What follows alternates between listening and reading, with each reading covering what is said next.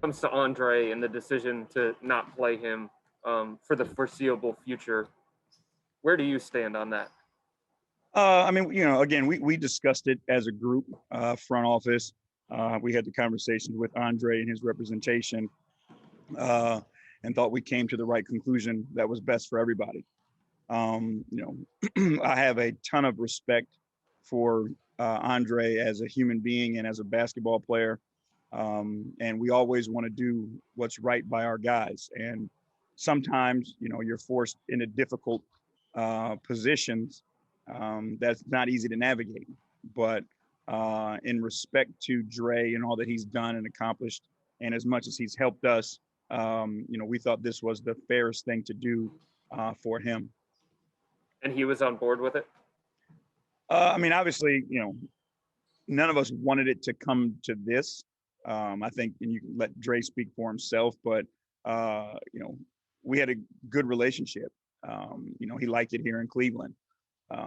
So it's not something that was easily decided upon. And obviously, we felt the same way about Dre. I got nothing but great things to say about him. A lot of our early success, like I mentioned before, was on his back on both ends of the floor. So, we tried to make it work to the extent of, trying to play those guys together, all those things. But, it just didn't work out. And again, it's not easy, more so than the basketball, the human being aspect of it, because I genuinely care about Dre and have a good relationship with him. And, so that makes it even more difficult. Tom, go ahead. Thanks, Shafe. Hey, JB, Tom Withers, AP. Hey, Tom. We'll try to have the sidewalk shoveled by the time you get home. Please do. Hey, as far as Dre is concerned, then JB, as you're trying to build the culture there, how do you prevent this from being a distraction? I know it sometimes can be an unnecessary tough part of the business, but how do you prevent this from kind of trickling across the team, if you will? It's a matter of how you treat people, and that's the environment that's more important. Is like they're human beings, with feelings and emotions. And you want to treat people the right way.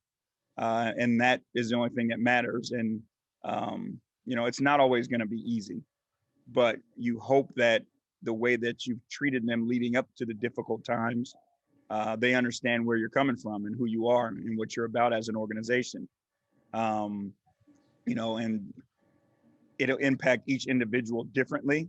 But we have to do our best to continue to build those relationships with all the guys and continue to hope that they buy into each other and what we're trying to get done here.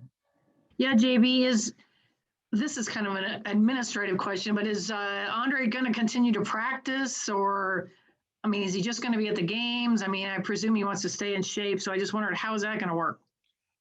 We will discuss that when we get home, Marlon, to be honest with you.